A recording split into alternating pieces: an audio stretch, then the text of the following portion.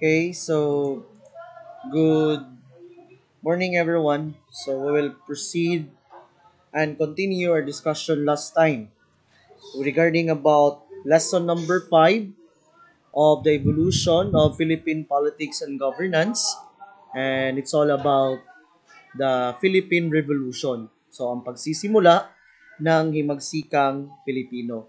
So nagsimula ang himagsikang Pilipino noong August 1896 because the Spanish friars uncovered the evidences of the Katipunan's plan and its leaders. So nadiskubrihan ng mga fraile ang plano ng mga katipunan na gagawing pag-aalsa.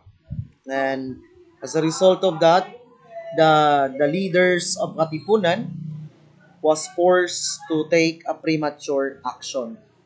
So, alam naman natin na ang katipunan ay kilala rin sa tawag na kataas-taasang kagalang-galang katipunan ng mga anak ng bayan or KKK. They are one of the most significant turning events in the Philippine history when the katipunan was discovered. And when the katipunan was discovered, it led directly to the outbreak of the Philippine Revolution in 1896 against the Spanish colonial rule here in our country. So we know for a fact that Katipunan is a secret revolutionary society founded by Andres Bonifacio.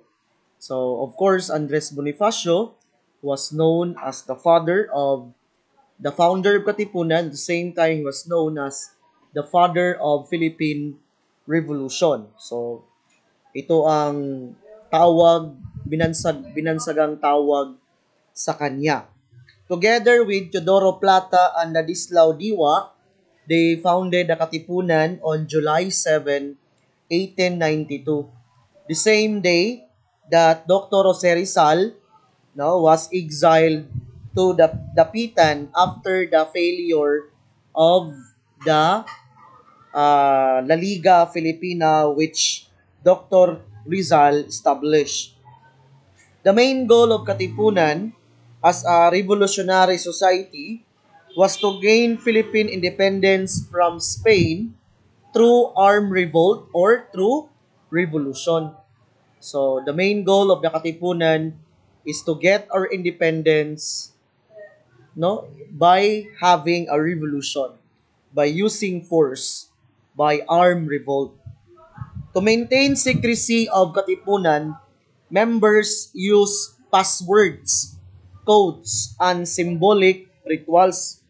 So ang mga miyembro ng Katipunan ay gumagamit ng password, mga secret code, at mga symbolic rituals para hindi sila madiskobrehan ng mga Spanish authorities. The recruitment of Katipunan was done through a blood compact. So ito ay sa pamagitan ng sanduguan gamit ang iyong sariling dugo bilang pangperma o bilang panglagda. So, through blood compact, it symbolizes unity and loyalty to your country and as a brotherhood in the Katipunan. So, paano nga ba nadiskubrihan ang Katipunan? How the Katipunan was discovered? The secrecy of the Katipunan as organization was discovered in August 1896. The discovery happened due to an incident involving a printing press worker. So, a printing press worker named Teodoro Patino, who worked for the Diario de Manila, revealed the existence of the Katipunan to his sister Honoria. At ito naman si Honoria na isang madre, isang nun sa Aselo de Mandaluyong na ngayon tinatawag po itong Mandaluyong. Upon learning the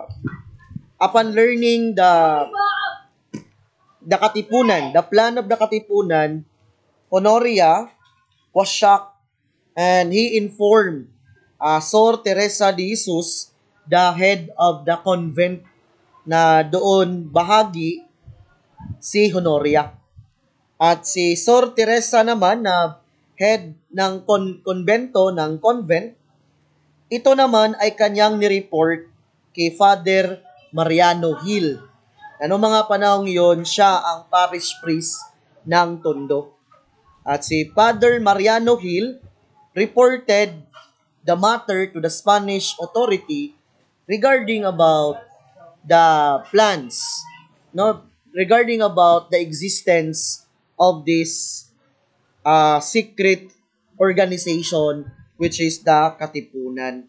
And that is the reason why the Katipunan, the existence of Katipunan was discovered on August 19, 1896. And the Spanish authorities raid the area on that particular printing shop. And during the search of the Spanish authority, they discovered some important Katipunan documents and membership lists. And they also discovered some of the revolutionary plans and propaganda materials used by the organization. No? So this is it's all about the discovery of Katipunan. And as a result of that particular incident, as a result of that uh, event, it lead to the discovery of Katipunan. So ito ang naging dahilan kung bakit nadiskubrehan ng mga Spanish authorities ang tungkol sa lihim na samahan na Katipunan. So the Spanish government began mass arrests and executions of suspected Katipuneros. Knowing that the revolution could no longer be kept secret, Andres Bonifacio, the founder of Katipunan, and other leaders of the Katipunan decided to start the revolution earlier than planned. So that is why they are forced to take premature action. So doon nagsimula ang pag-aalsa, paghihimagsik ng mga Katipunan na ito ay umabot sa mga iba't ibang lalawigan, hindi lamang sa Maynila at sa mga karatig na mga probinsya o mga karatig na lalawigan. In August 23, 1896, Bonifacio and hundreds of Katipunans gathered in Pugadlawin, or known today as Balintawak, according to other primary sources in Philippine history, to tour their cedulas, that yung tinatawag na pagpupunit ng sedula, na alam naman natin yung sedula noon ay ginagamit na if you are a citizen of the country, kailangan ang bawat isa na mga Pilipino, especially yung mga nasa 18 above, kailangan magkaroon ng sedula because that is part of your citizenship. At the Katipuneros store their cedulas or residence certificates bilang pagpapakita ng kanilang defiance, no, sa Spanish rule. So ito ay pagpapakita na ayaw na nilang magpasakop sa Spanish government. And this yung pagpupunit ng kanilang mga sedula is an act known as the Cry of Pugadlawin or the Cry of Balintawak. And this particular event marked the official beginning of the Philippine Revolution in 1896. No? So, paano nga ba? Paano nga ba naging miyembro ng Katipunan si General Emilio Aguinaldo? Alam naman natin sa kasaysayan, si General Emilio Aguinaldo ang tinaguriang the first Philippine president during the first Philippine Republic government. So, bago po tayo dumako dyan, no, paano siya napunta sa Katipunan, so kilalanin natin yung short background ni General Emilio Aguinaldo. at yung kanyang membership, paano nga ba siya naging bahagi o parte ng Katipunan. Si Emilio Aguinaldo is a young Kapitan Municipal Town Mayor of Cavite El Viejo, or known today as Kawit, Cavite. So he joined the Katipunan in 1895. So when he became part of the Katipunan, Emilio Aguinaldo used the Katipunan name Magdalo, na kung saan nung nagkaroon ng faction, nung nagkaroon ng paghahati ng Katipunan, ito rin ang ginamit ng mga taga-suporta ni Aguinaldo sa kanilang grupo, yung pangalang Magdalo. Habang yung mga sumusuporta naman ni Andres Bonifacio nung nagkaroon ng pagkahati, nagkaroon ng dibisyon sa Katipunan, ang kanilang ginamit naman sa kanilang grupo ay Magdiwang. So, Magdalo is the Katipunan name used by Aguinaldo when he became official part or official member in the Katipunan. So this name was taken from the patron saint of his town, Kawit, Cavite. From their patron saint is Mary Magdalene during that time. The Magdalo faction was led by Aguinaldo's cousin, Baldomero Aguinaldo. So, yun, nung nagkaroon ng paghahati, nagkaroon ng division, nagkaroon ng split sa Katipunan, yung Magdalo faction na sumusuporta kay General Aguinaldo, ang pinuno ng Magdalo faction ay yung cousin ni General Aguinaldo, si Baldomero Aguinaldo. At syempre, karamihan sa mga miyembro ng Magdalo faction ay mga taga-Kawit at mga taga-Kawit, Cavite. While the other faction, the Magdiwang faction, was led by Mariano Alvarez, a close ally and relative of Andres Bonifacio, or the Supremo of Katipunan. They are related by marriage. So during the division of Katipunan, the Magdalo and Magdiwang faction, both groups fought bravely against the Spaniards and made Cavite a strong revolutionary base. However, dahil sa differences in leadership, no, nagkaroon ng tensions kung sino mga dapat ang karapat-dapat na maging pinuno ng Katipunan, yung recognition sa mga labanan, at yung mga strategy na ginagamit sa labanan, nagkaroon ng tension at it resulted to conflict. Kung kaya, the Katipunan was split into two factions, the Magdalo group and the Magdiwang group.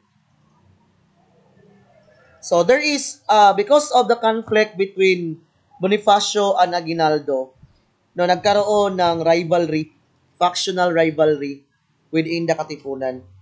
So the Magdalo faction, Aguinaldo's group, and Magdiwang faction, these are the group that support the Supremo, had disagreements over leadership and military strategies. No? Both factions wanted to lead the revolutionary government in Cavite.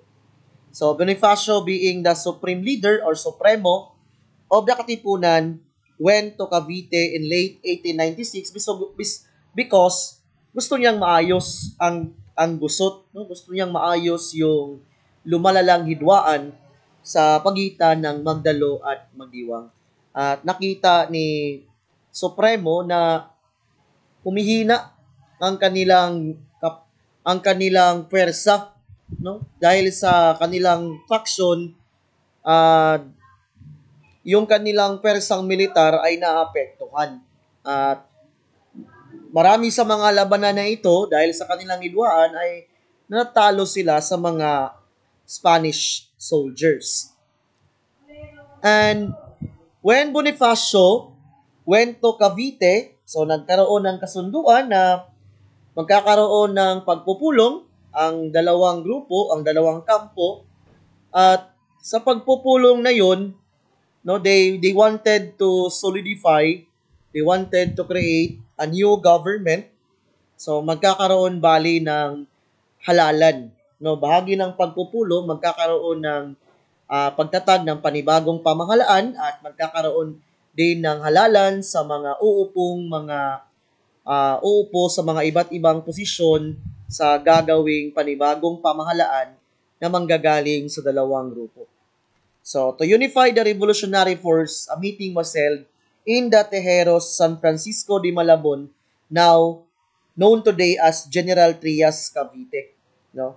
So, syempre, kung titignan mo, no, ang Supremo ang nagpakumbaba, no? Siya mismo ang nakipag-usap sa grupo ng mga Magdalo na ayusin natin yung gusot, no, at we need to solidify our forces and we need to have um, magkaroon tayo ng pagpupulong, no? So, during the meeting, delegates from both sides decided to form a new revolutionary government to replace the Katipunan. So, elections were held and it was said that the Tejeros Convention is considered as the first election in the Philippine history. So, it was said that this election ang tinaguri ang pinakaunang eleksyon na nangyari sa kasaysayan ng ating bansa. No?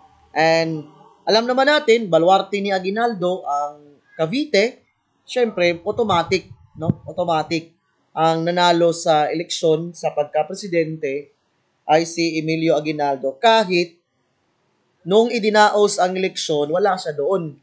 No, matawag natin na he was absent in election, no? In absentia. So as he was at the battlefield at that time according to what the Magdalo group said that si Aguinaldo ay nandoon pa sa labanan kaya absent daw during the election. And while Andres Bonifacio, the Supremo of Katipunan, was elected in the position of the Director of Interior or Secretary of Interior. But again, according to some, there is one member of the Magdalo faction that questioned the capability of Andres Bonifacio. That according to this person, the position of Secretary of Interior should be headed by a lawyer, no? At the Director of Interior should be kailangan abogado yung mamumuno. And this person is Daniel Tirona coming from the Magdalo faction. So, because of that, Daniel Tirona was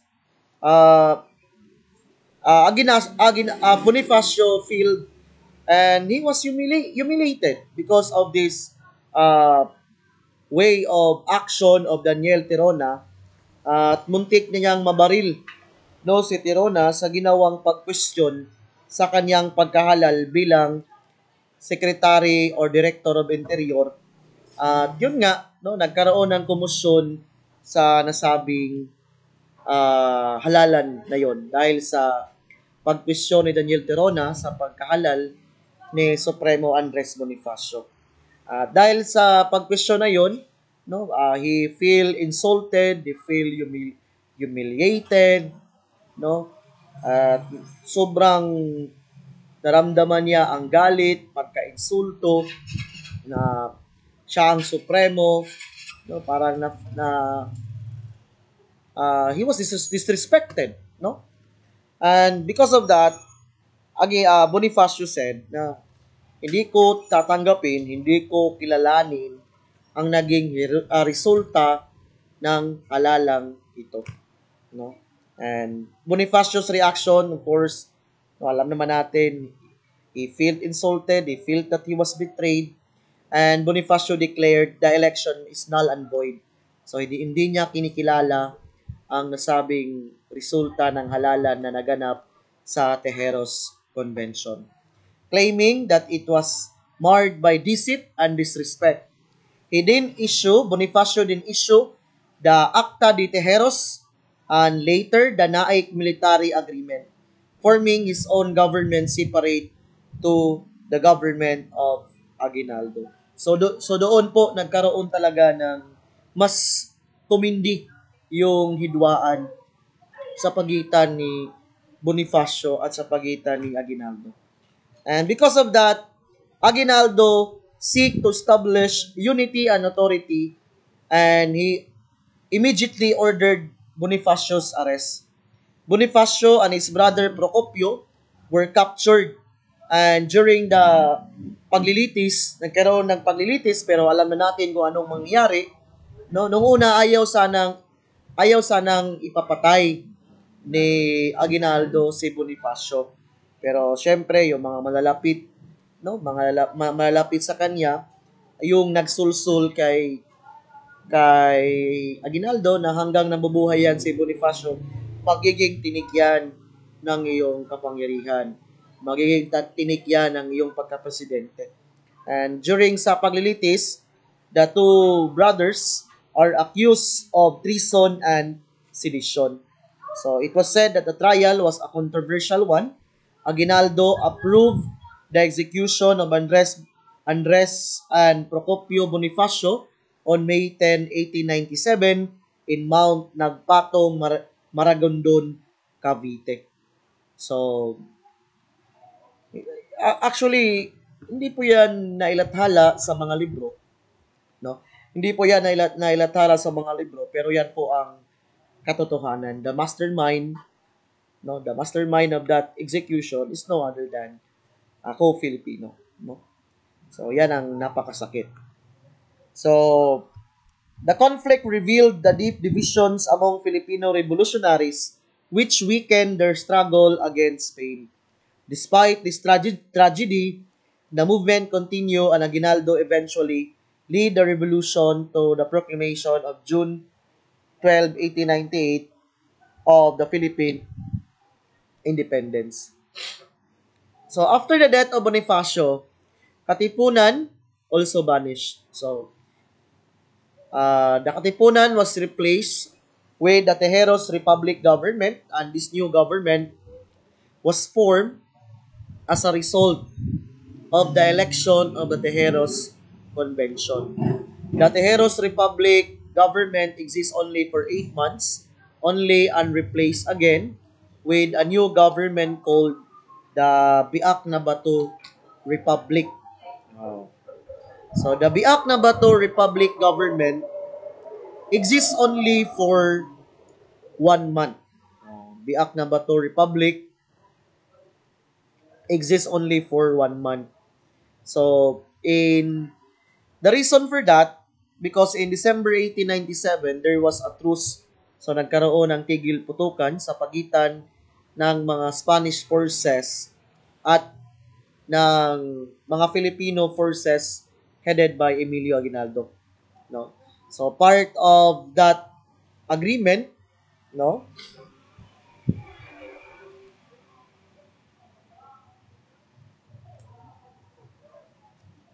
Okay? So part of that agreement, the Spanish government will pay to the rebel forces of Aguinaldo a large sum of money and was allowed to go in exile in Hong Kong with other leaders in exchange of the sum worth of 800,000 Mexican peso, in which Aguinaldo and his government agreed. And part of the agreement between the Filipino forces of Aguinaldo, between the the cabinet officials of Aguinaldo and the Spanish government, after 3 years, the Spain will give independent, or Spain will given independent autonomy to the Philippines. So Spain will give our country its independence or sovereign independence. Okay. Yung problema, reforms were slow in coming at marami sa mga provision ang hindi napatupad, no? At because of that, nagkaroon ng distrustful sa mga ipinangako sa mga Filipino forces at sa government ni Aguinaldo. That is why the Filipino forces continue their armed struggle, and clashes between the Filipino soldiers and the Spanish authorities grew more frequent dahil hindi nasunod yung probisyon ng biak na bato.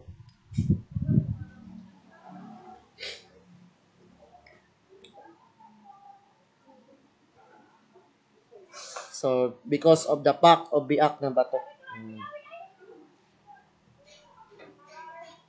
So, yung pagbabayad po ng 800,000 Mexican peso, installment po yun. So, in 3 installment, no? So, on December 27, 1897, Aguinaldo, together with the leaders of the Biak na Bato Republic, left for Hong Kong because that's part of the Pact of Biak na Bato, of the agreement ending the government of Aguinaldo of the Biak na Bato Republic in the Philippines. So, the Biak na Bato Republic marked the first attempt to form a Philippine nation with its own constitution and government. So, nung nagkaroon ng yung Biak na Bato Republic, syempre, may pamahalaan tayong sinusunod at meron tayong konstitusyon na sinusunod noong mga panahong iyon. No? So, the Constitution of Biak na Bato was drafted by Felix Ferrer and Isabelo Artacho. And this constitution that was used in Biak na Bato Republic government was modeled after the Cuban Constitution. So take note. So, Tejeros Republic government, pagkatapos ang Biak na Bato Republic government. So, may mga batas tayong sinusunod dyan, o yung konstitusyon. Okay. So, nung nasa Hong Kong si Aguinaldo, as part of the agreement of Pact of Biak na Bato, no? Aguinaldo seek help to the Americans, no, para makabalik siya dito sa Pilipinas dahil nakita niya na hindi tinupad ng Spanish government yung nakapaloob na mga provision sa Pact of Biak na Bato, no? So, yung mga sinabi, yung mga ipinangako ng Spanish government ay hindi na ibigay sa mga grupo ni Aguinaldo. Oh. So the Filipino revolutionaries went into exile in Hong Kong. While they are there, they continued to plan the resumption of the revolution and waited for the right opportunity to strike against Spain again. And that opportunity came in 1898 when the Spanish-American War broke out. So, bakit nagkaroon ng Spanish-American War? So, we know for a fact that during this time, the United States is already a super colonial power. Super colonial, powerful countries. So, the United States declared war on Spain in April 1898, mainly because of the Spain harsh rule in Cuba. So, yung Cuba, kagaya po natin, ang Cuba ay dating kolonya din ng Spanya. So, Cuba is also a former colony of Spain. But the US, the US wanted to help the natives in Cuba, and they wanted, because nakita nila yung pangangailangan ng mga Kubano, no, na nakita nila na maraming nagdurusa sa klase ng pamumuno na ginagawa ng mga Kastila, ng mga Espanyol sa Cuba. So dahil diyan gustong mapalaya ng mga Amerikano ang mga Cubano. And that is why they declared war against Spain on April 1898. The first major battle of the war, of the Spanish-American War, was fought in Manila Bay on May 1, 1898, where Commodore George Dewey, together with his U.S. Asiatic Squadron, defeated the Spanish fleet. So, that is why Aguinaldo knows that he cannot go back to the Philippines without a support. So, during his exile in Hong Kong, he asked the support of the Americans. And Commodore George Dewey, the head of the U.S. Asiatic Squadron, no, together with the American consul in Singapore named E. Spencer Pratt, they convinced Aguinaldo that America would support Philippine independence if the Filipinos renewed the revolution against Spain.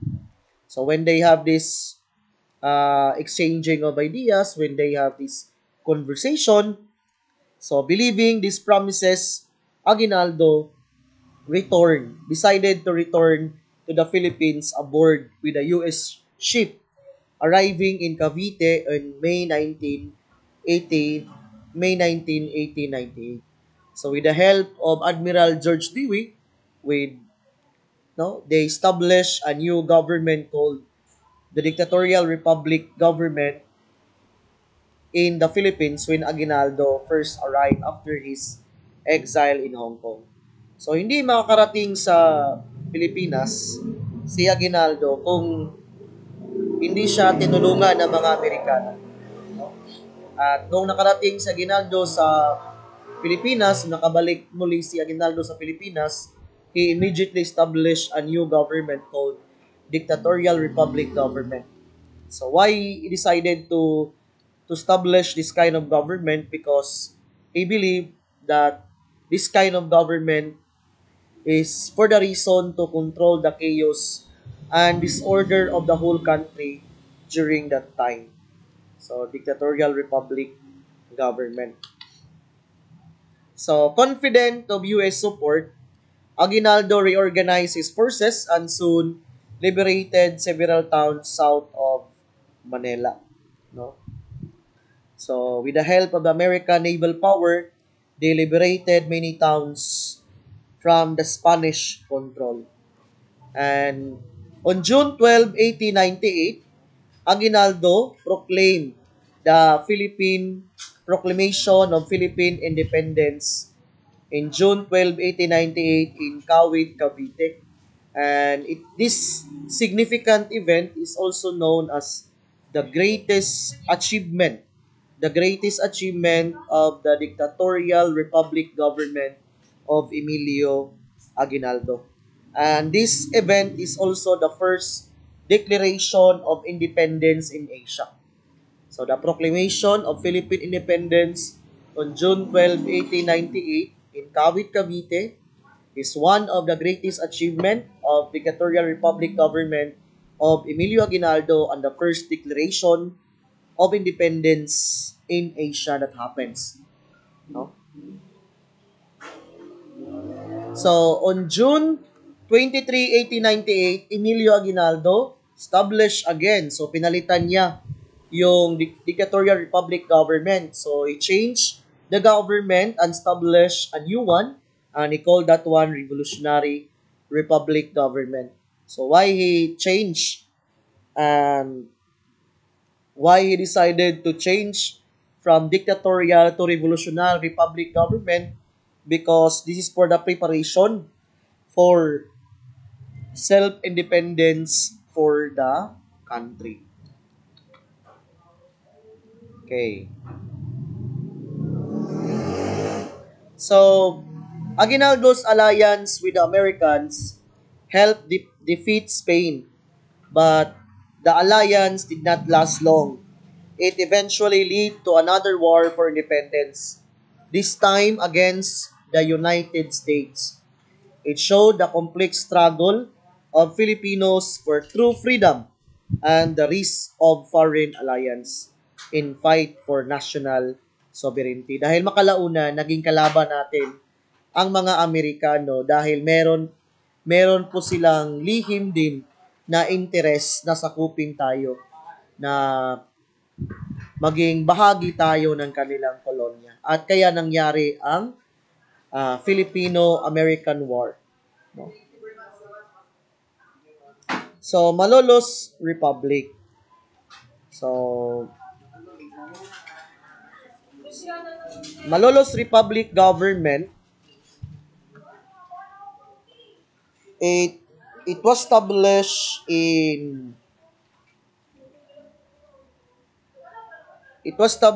in September 15, 1898. Oh. The Malolos Republic is an assembly between the members of the Congress of the Revolutionary Government. In that assembly, they agreed that all members must ratify a new law or to execute the as signatory of the Congress to establish a new created government which later known as the Malolos Republic government, and that is why it was called Malolos Republic government because it was established in Malolos, Bulacan. Okay? The Malolos Republic government was officially inaugurated on January 23, 1899 in Baraswain Church in Malolos, Bulacan. The Malolos Republic government was also known as the first Philippine Republic government, that we all know for a fact that the first Philippine president of the first Philippine Republic or Malolos Republic government is no other than General Emilio Aguinaldo. And the first Philippine Republic or Malolos Republic government considered as or recognized as the first democratic republic in Asia. So first democratic republic in Asia. And Malolos Republic was formed as a result of the new constitution that was established, the Malolos Constitution. The Malolos Constitution was the first democratic constitution in Asia. But during that time, the creation of Malolos Constitution was not recognized by the international community because of the influence of the United States.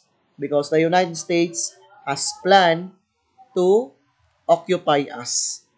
So that is why, because of the influence of the United States of America, they did not recognize the creation of this particular constitution, the Malolos Constitution. Okay. The Malolos Congress, drafted the Malolos Constitution. At marami sa mga nakasulat sa ating konstitusyon o sa ligang batas na ginamit sa Malolos, these are written mainly by Apolinario Mabini. That we know for a fact that Apolinario Mabini is the brain of the Philippine Revolution. But later on, it was revised by Felipe Calderon. No? The Malolos Constitution was approved on January 21, 1899. So, hindi tayo magkakaroon ng pamahalaan kung wala tayong saligang batas o konstitusyon na sinusunod. So, kaya sa panahon ni Pangulong Aguinaldo, nagkaroon tayo ng Malolos Republic Government or First Philippine Republic Government because of the creation of the Constitution, the Malolos Constitution.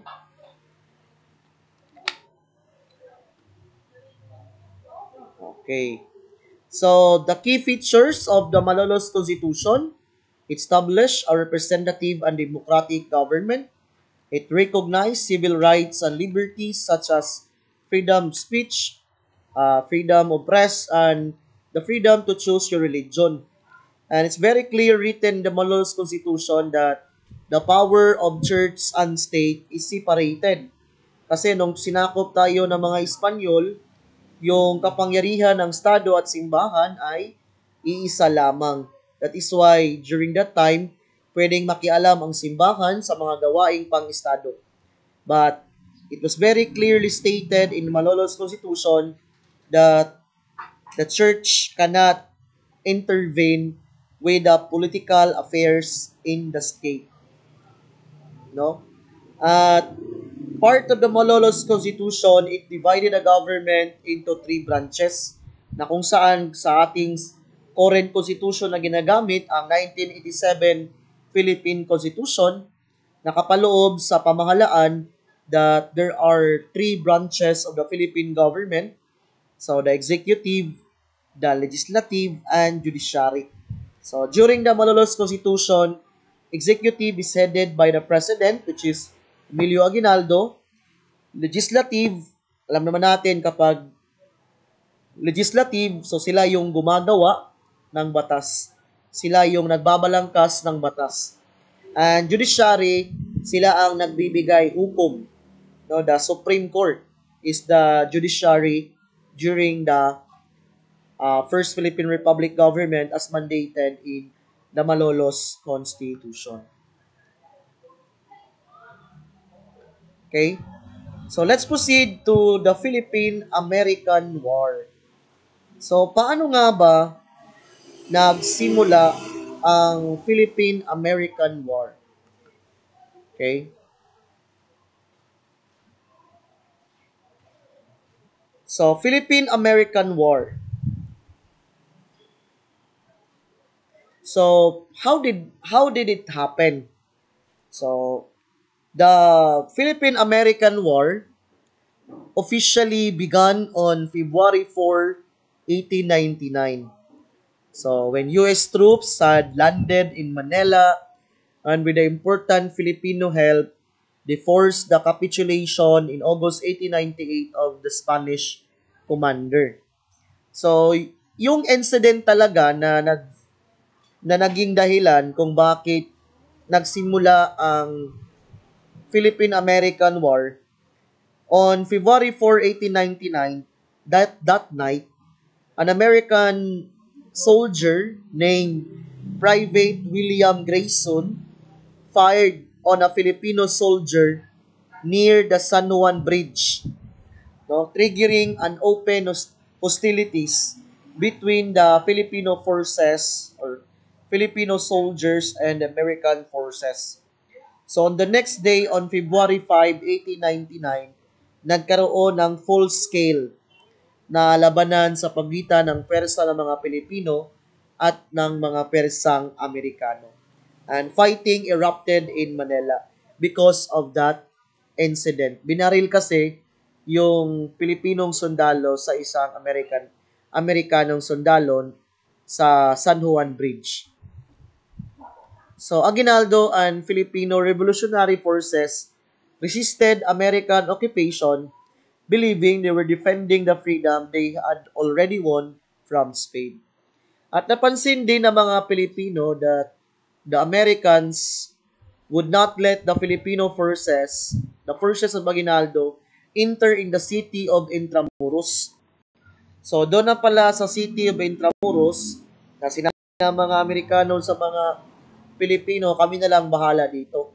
But meron na palang nilulutong kasunduan sa pagitan ng Spanish government at ng American government na ibibenta ang ating bansa, no, sa Amerika.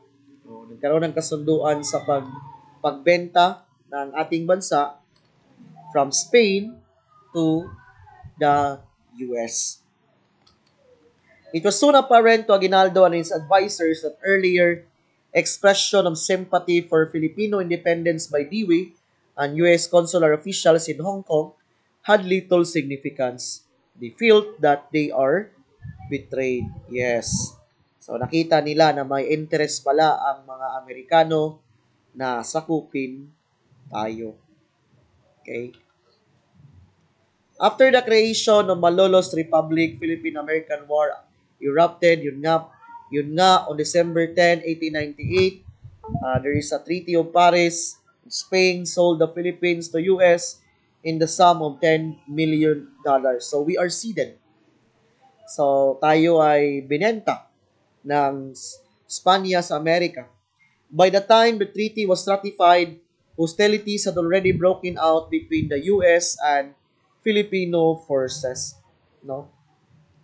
The revolution continued in the countryside, shifting from open battles to guerrilla warfare. Ito ang strategy na naisip ni Pangulong Aguinaldo, no, dahil nakita nila that they are in a disadvantage, no?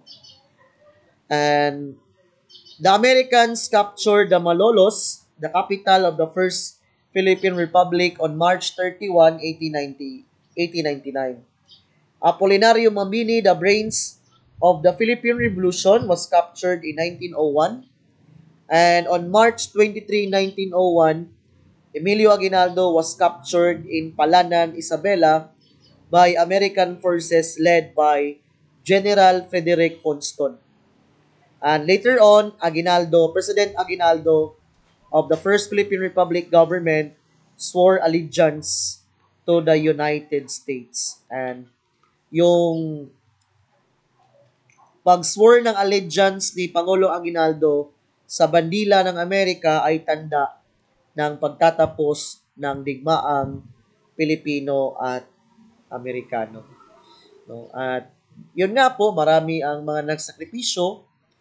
So, Philippine-American War, maraming mga Pilipino ang nagsakripisyo, maraming mga Filipino soldiers na namatay sa labanan na yun.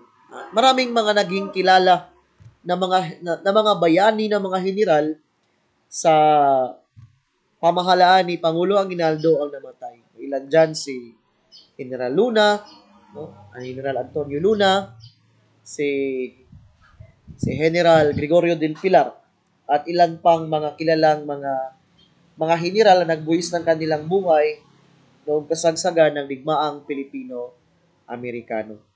So it was said that